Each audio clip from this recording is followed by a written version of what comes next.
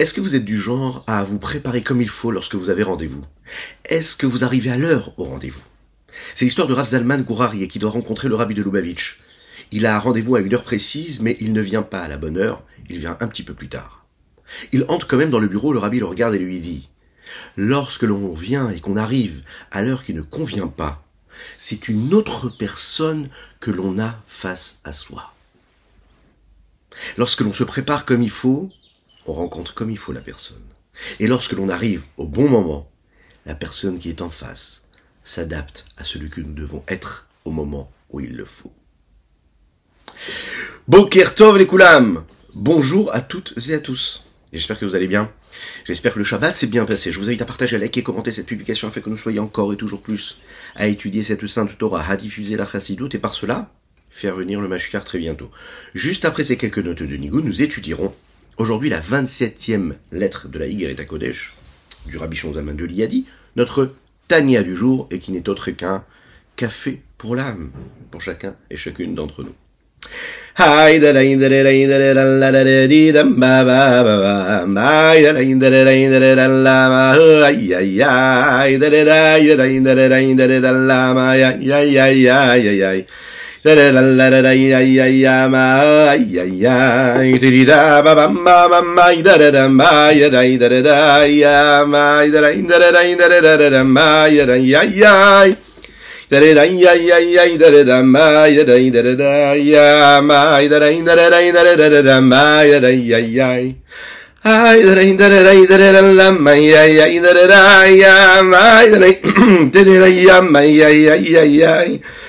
Pardon.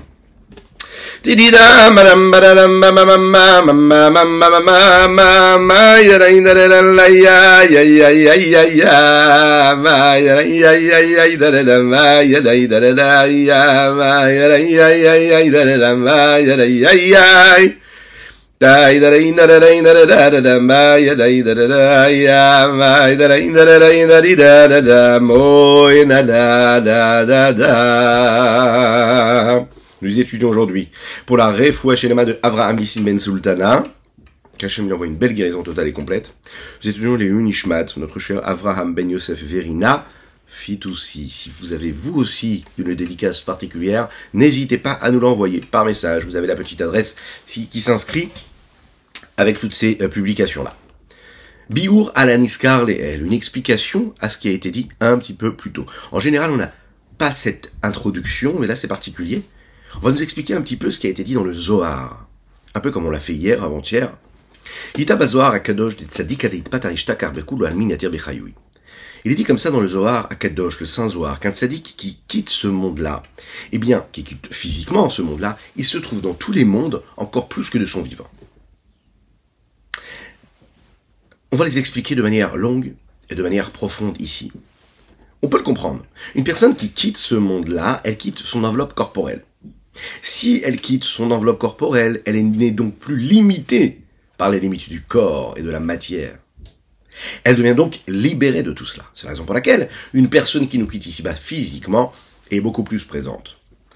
On le sait à travers les mitzvot qu'elle a pu accomplir, à travers tout ce qu'elle a réussi à transcender pendant toute son existence, les anges qu'elle a pu créer à travers chaque mitzvah, les anges qu'elle a pu créer à travers chaque mot de Torah, chaque mot d'étude de la Torah, chaque mot de Tefila. Ils sont là, eux. Eux, ce sont des créatures qui ne sont pas limitées par le corps et par le temps et par l'espace. Ils dépassent toutes les limites. Imaginez maintenant ce que ça peut être un tzaddik. Un tzaddik qui, lui, en réalité, toute sa vie, elle est consacrée à diffuser, à représenter, à faire briller, à dévoiler la présence de Dieu ici-bas sur terre. L'Echaim, l'Echaim.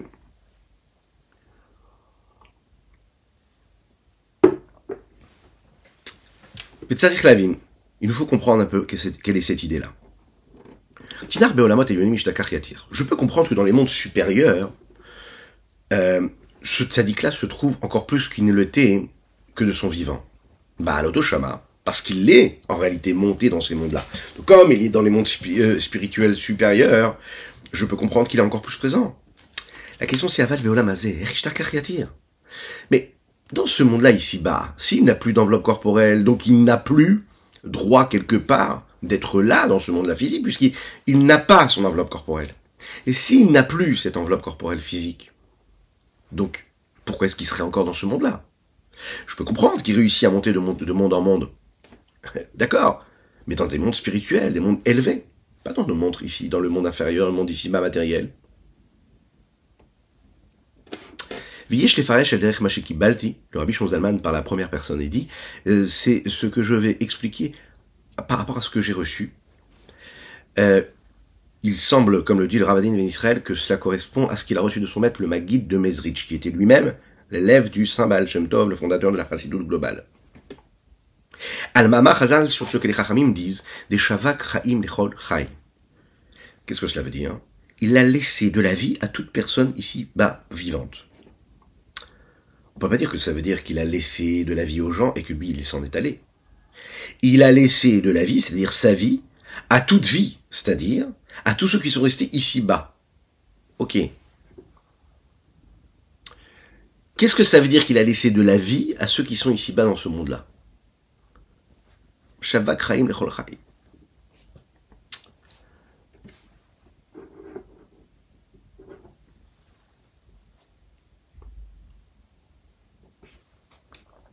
De quelle vie nous parlons? La vie. Ça veut dire quoi la vie? Il y a tellement de définitions à donner à la vie, tellement d'interprétations à lui donner à cette vie-là. Qu'est-ce que ça veut dire vivre? Est-ce que vivre c'est respirer? Est-ce que vivre c'est avoir de la vitalité? Est-ce que vivre c'est se sentir vivant? Qu'est-ce que ça veut dire vivre? Il faut savoir que la vie d'un tzaddik, ça n'est pas une vie banale, normale, une vie de chair, une vie de matière, une vie de sensation, de ressenti physique, pulsionnel, et de désir, et de plaisir physique, matériel. Le monde extérieur, le monde profane, nous vend complètement l'inverse. Il nous vend que une vie, se sentir vivant, se sentir exister, ben c'est jouir, profiter de la vie. Profiter de la vie, tous ces mots-là, en fait, qui nous conditionnent depuis que nous sommes tout jeunes, quand on vit dans des sociétés qui nous entourent, dans lesquelles nous vivons quasiment tout le monde ici,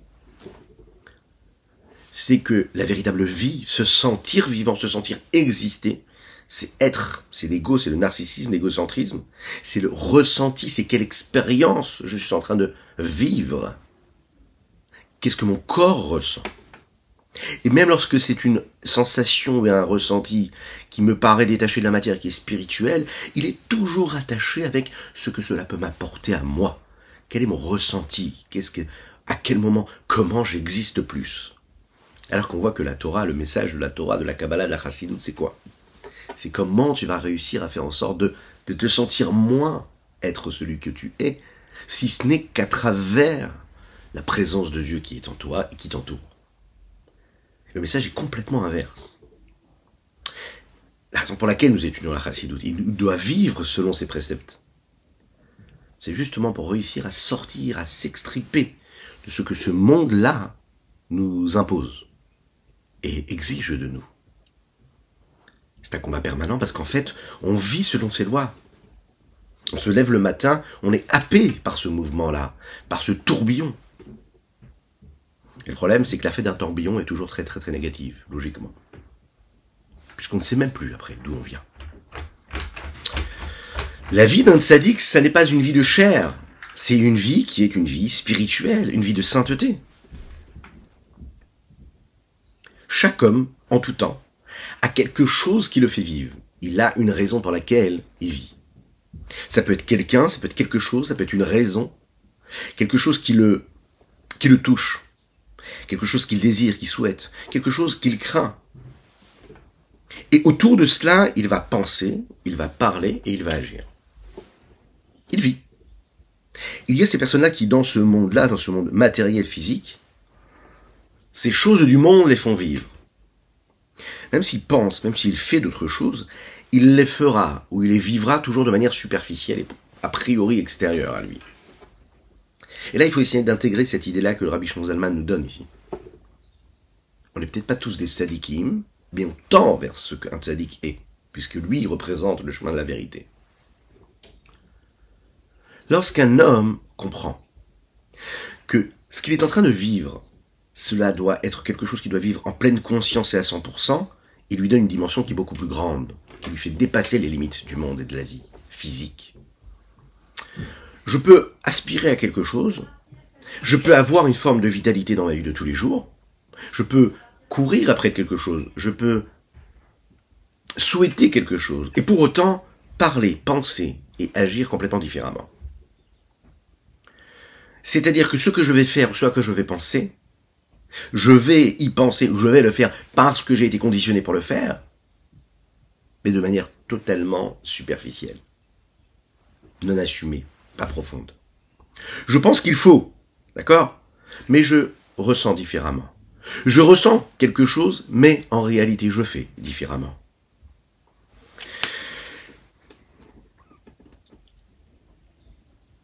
Ma réalité peut être une réalité spirituelle, saine, sainte, pure. Mais lorsque je suis devant un plat, eh bien je perds complètement mes moyens et j'oublie en réalité la raison pour laquelle je suis en train de consommer cet aliment-là. Je me laisse complètement happer, je suis pris par ce que la nourriture peut me donner, je suis touché par un bon mot que l'on peut dire sur ma personne, c'est ce qui va me motiver. Alors oui, c'est bien de congratuler, c'est bien, c'est positif de donner la confiance à une personne qui nous est chère, ou pas d'ailleurs. C'est très positif. Mais on peut se rendre compte que si on veut vraiment faire un travail sur soi, on ne peut pas se limiter dans notre vie à attendre ce que la personne qui est en face va nous dire de bien ou pas. Parce que ça voudra dire qu'en fait notre vie elle est dépendante de quelque chose d'extérieur. Ah, bien sûr, c'est un long travail. Et bien sûr qu'on a besoin aussi, encore une fois, de dire des mots gentils aux personnes qu'on aime. Et le sommet, le summum de la réussite, c'est de réussir justement à devenir indépendant de cela. Parce que cela voudra dire que ce que je fais de bien ou ce que je suis reste quand même superficiel puisqu'il dépend quelque part de l'encouragement de l'autre. Attention, je préfère quand même préciser ici qu'il y a des nuances, et que c'est l'ultime réussite. Et c'est ce qu'un tzaddik est, il réussit le détachement de sa personne complètement, on n'existe plus. Plus d'ego, plus rien du tout. Il faut savoir raison garder, et il faut savoir aussi, oui, dans notre construction personnelle, on doit avoir ce genre de choses-là, d'encouragement, etc. Et il ne faut pas tout de suite mettre ça dans quelque chose de négatif. C'est positif aussi. Mais la personne qui va à chaque fois se baser et se construire uniquement par cette superficialité-là, eh bien à un moment elle perd la profondeur. Elle doit toujours chercher à se rappeler comme en réalité, comme le tzaddik fait. Le tzaddik en fait il diminue sa vie physique et matérielle, il la met complètement de côté, il la rend banale, secondaire. Vous savez, c'est comme un homme qui marie son fils, ou une femme qui marie sa fille ou son fils, des parents qui marient leurs enfants.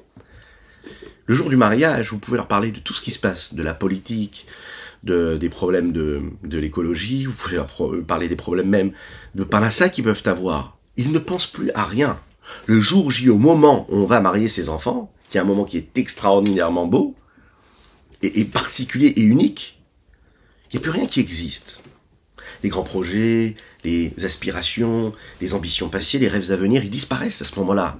La seule chose qui compte, c'est un moment qui est tellement grand. Alors qu'est-ce qui se passe? Pourquoi à ce moment précis, toute ta vie, entre guillemets, qui est censée être ta vie, tes aspirations, tes motivations, elles disparaissent. Elles disparaissent parce que tu es en train de vivre quelque chose de tellement intense que tout ce qui est superficiel, vraiment, disparaît. C'est la raison pour laquelle les personnes qui se sont retrouvées devant le rabbi de Lubavitch, par exemple, ils perdaient complètement leurs moyens, ils rentraient chez eux, ils devenaient un autre homme. Mais qu'est-ce qui s'est passé? Comment?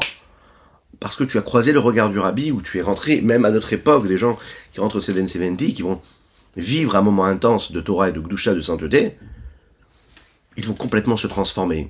Une personne qui rencontre un tzaddik, ils le voient, ils sont complètement transformés. Tout ce qui leur paraissait essentiel dans leur vie disparaît. Mais parce qu'il représente justement, lui, cet essentiel, cette pureté, et cette présence de Dieu ici-bas sur terre. L'essentiel. Tout ce qui paraît insignifiant disparaît. Tout ce qui peut être en fait notre quotidien nous apparaît comme étant vraiment superficiel. Et la superficialité des éléments nous apparaît tellement grande qu'elle disparaît, et fait que les éléments n'ont même plus de force, même plus de présence. Face à quelque chose de grand, l'homme n'a plus besoin de manger, il n'a plus besoin de dormir, puisqu'il est dépassé. Enfin, tout ça est dépassé par quelque chose de beaucoup plus fort, beaucoup plus grand. Ce qui aurait nécessité des efforts, ça devient quelque chose de tout à fait banal, tout à fait normal. On vit dans une société où aujourd'hui, un homme, pour qu'il soit en bonne santé, il faut qu'il fasse par exemple de l'exercice physique. D'accord ? Bon, ben, l'exercice physique, c'est normal, il faut le faire, parce qu'on vit dans une société sédentaire, où un homme qui travaille, il peut rester toute la journée assis, il prend sa voiture, donc c'est important de faire de l'exercice physique. Mais si on se place un petit peu, il y a quelques centaines d'années, quelques dizaines d'années d'ailleurs, un homme n'avait pas besoin d'aller faire du sport pendant 2 heures, faire du sport pendant 1 heure. Non, pas du tout. Il se levait le matin, il travaillait, il prenait pas de voiture, il marchait, il était actif, il bougeait. Donc, il n'avait pas besoin de faire cet exercice physique. C'est tout simple. Il n'a pas besoin de... Mais est-ce qu'il pensait à cet exercice physique? Non, même pas. Ça ne prenait même pas de place dans sa vie. Parce que c'est quelque chose qui est normal, naturel. Il est dépassé. Il dépasse, en fait, cette banalité, on va dire, par des choses qui sont beaucoup plus grandes. Et cela, ça se fait automatiquement sans combat particulier. C'est quelque chose de tout à fait normal et naturel.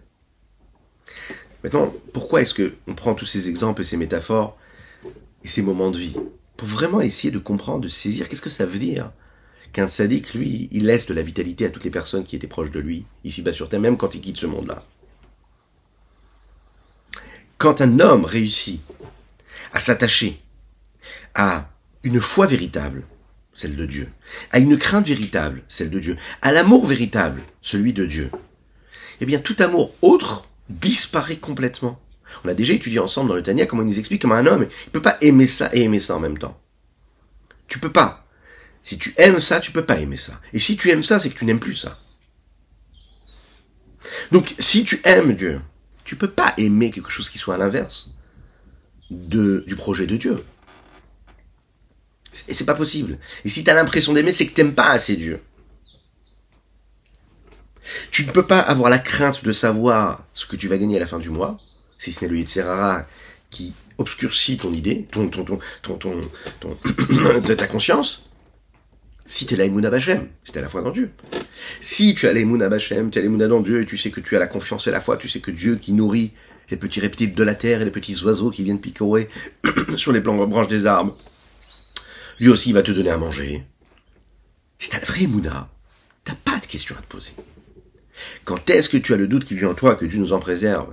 Quand est-ce que tu as cette crainte-là qui apparaît en toi, qui devient le souci, qui peut complètement obscurcir ton esprit et gangréner ton existence, que Dieu nous en préserve?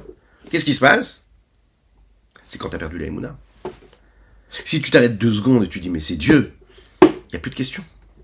Le Yetzer Hara est tellement fort, c'est qu'il nous fait oublier l'essentiel. Et ce qu'on doit réussir à faire, c'est toujours garder l'esprit lucide, clair. Je rappelle que c'est Akadosh Baruch Hu qui fait les choses. Donc, si j'aime Dieu, je ne peux pas aimer autre chose que le monde peut m'offrir. De physique, de matériel, de profane. Si j'ai confiance en Dieu, je sais qu'Akadosh Baruch Hu, il va donner à chacune et chacun, et dit Amen, tout ce qu'il a besoin matériellement et spirituellement, à l'infini. Dans la largesse la plus totale, pour qu'on puisse servir Dieu de la plus belle des manières. C'est pas juste une promesse, ça c'est une réalité. Seulement le voile de la vie nous fait oublier cela. Quand je m'attache au tzaddik, qui lui, le tzaddik a compris cela et qui vit dans cette réalité-là, alors à ce moment-là, même la notion de richesse matérielle prend une autre dimension. Les besoins ne sont plus les mêmes. Ils sont beaucoup plus grands, beaucoup plus larges, beaucoup plus épanouis. Ils ont beaucoup plus de sens. L'esprit, ici, qui est développé par le Rabbi Shlomo Zalman, c'est de nous dire que cette vie-là spirituelle que le tzaddik vit, c'est pas juste une vie de spiritualité, c'est une vie de spiritualité et de sainteté. Parce que la vie de la spiritualité, elle existe aussi dans d'autres religions, dans d'autres écoles de pensée. Mais ce sont les forces de l'impureté. Oui, on peut trouver toutes les excuses du monde et toutes les explications du monde pour expliquer la beauté de la spiritualité qu'on peut trouver dans toutes les religions, dans toutes les sagesses. Nous ne parlons pas de ça ici. Nous parlons de sainteté. Am Kadosh, un peuple saint, le peuple d'Akadosh Baruch Hu, le peuple juif, qui se transmet de génération en génération. Chacun a sa mission, chaque peuple a sa mission. le Am Kadosh, un peuple saint, c'est le peuple qu'Akadosh Baruch Hu a choisi. Et ce peuple-là qui représente ce message d'Akadosh Baruch Hu ici-bas sur terre, il est Kadosh, et la Gdusha, c'est autre chose que la spiritualité. Qu'est-ce que c'est la Gdusha? C'est la Emunah B'Hashem, la foi en Dieu et la crainte de Dieu. Pourquoi? Parce que qui Be'emunah ktiv tzadik be'emunato yichye. Il est dit comme ça dans Habakkuk, dans le Tanakh. Un juif et un tzaddik, il vit dans sa Emunah, dans sa foi. C'est pourquoi il doit vivre dans sa foi. C'est sa foi qui fait sa vie, sa vitalité, qui le nourrit. Ou Be'ira active. Et dans la crainte, qu'est-ce qu'il est écrit? V'yirat Hashem lechaim. Dans Mishlei Shlomo HaMelech, il dit, la crainte de Dieu, c'est pour la vie. Ou Ve'ahava active. Qu'est-ce que ça veut dire? C'est pour la vie, ça veut dire c'est elle qui nourrit cette vitalité. Ou Be'ahava active. Et dans l'amour, il est écrit quoi? Par Mishlei, toujours Shlomo HaMelech. Rodef tzedaka v'chased im sachaim. Celui qui court après cette tzedaka, cette justice, ce don, ce partage et la bonté, im sachaim trouvera la vie. Chesed, qu'est-ce que c'est le chesed, la bonté? La profondeur du chesed, de la bonté, c'est la ha'ava, c'est l'amour. L'amour que je suis capable de développer et de donner, de partager. Et justement dans cela. Maintenant, ce sont trois vertus ici. La emuna, la foi. Ira, la crainte. Ahava, l'amour. Ça, c'est le tzaddik. Et c'est en ça qu'il a sa vie. Vous regardez bien ici les trois termes qui sont employés. Encore une fois, et c'est ça qui nous permet de sortir des limites du monde. C'est que ce sont trois conditions qui ne sont pas limitées par une possession, par une acquisition, par une transmission de quelque chose de limité, un héritage limité, mais nous parlons ici de quelque chose qui est infini. La foi, ça n'a pas de limite. L'amour, ça n'est pas quantifiable, c'est illimité. La crainte, c'est illimité. D'ailleurs, L'chaim. Et la Shgacha Pratit me dit de faire l'chaim et de penser à notre ami Eli qui nous suit tous les jours, que Hashem te donne plein de brachot dans tous les domaines. L'chaim Eli.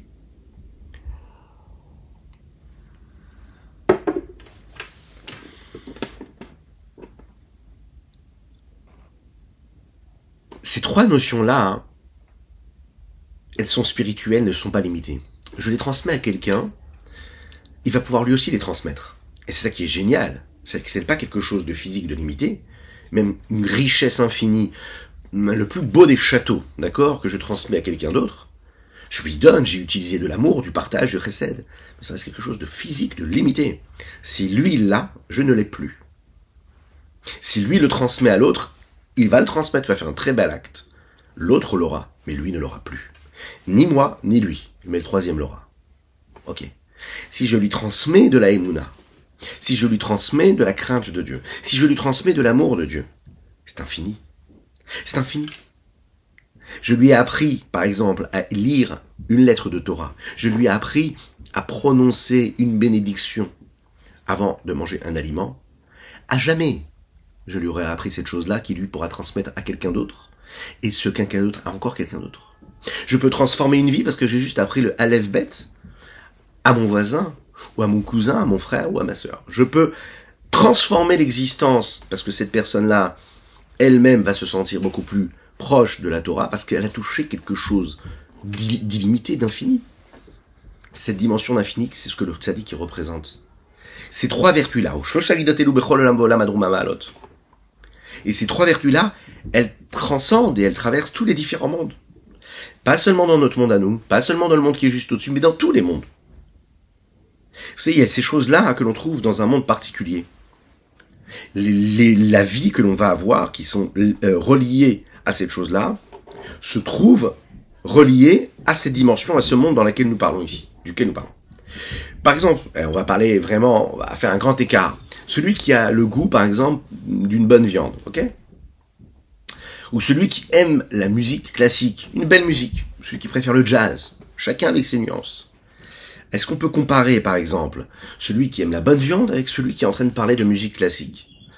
Pas du tout, c'est pas possible, parce que la notion de goût et de la texture et de la cuisson qu'il y a dans cette viande-là, ou du nombre de jours où elle a maturé, et le nombre de nuances et de silences qu'il y a et qui constituent cette œuvre musicale, ça n'est pas comparable. On est dans deux mondes différents. Il y a celui qui peut parler avec poésie de ce morceau de viande, ce qui correspond pas du tout à la vision de la Torah, et il y a celui qui va parler avec la plus grande des poésies de la musique, mais ce ne sera jamais, jamais, jamais les mêmes mondes qui se rejoignent. On parle de deux mondes, de deux notions différentes. Alors qu'un homme qui touche à la spiritualité, à la sainteté de Dieu, il touche à une forme d'infini qui transcende tous les mondes, parce que la dimension d'infini de Dieu se trouve partout, dans tous les mondes. On ne parle pas de deux notions différentes. Quand on réussit à comprendre cela, et on comprend aussi que Akol et Fierer, Bechinat Maalat, Aolamot, Zealze, Bederchila, Ve'alul, Kanoda, ces vertus, elles ne se trouvent pas de manière égale, attention, elles vont changer en fonction de chaque monde, mais leur nature sera toujours la même. Et c'est ça la différence. La nature de la présence d'Akadosh Baruch Hu qui va se révéler à travers l'approche que je vais avoir, quand je me rapproche de ce que le tzaddik est, à savoir, dans la foi, dans l'amour et dans la crainte de Dieu, me permet d'avoir une vie qui est transcendée et qui dépasse les limites de ce monde-là, même quand le tzaddik quitte ce monde physiquement. Il peut donc continuer à nous nourrir. C'est ce qu'on développera à Bezrat Hashem, dans notre prochain cours, Bezrat Hashem demain. Je vous souhaite une excellente journée, que Dieu vous bénisse dans tous les domaines matériels et spirituels, qu'il nous libère à chacune et chacun d'entre nous vers la délivrance la plus totale, et qu'on puisse étudier notre prochain rendez-vous avec le Mashiach à Yerushalayim et le Beth Amikdash reconstruit. À bientôt.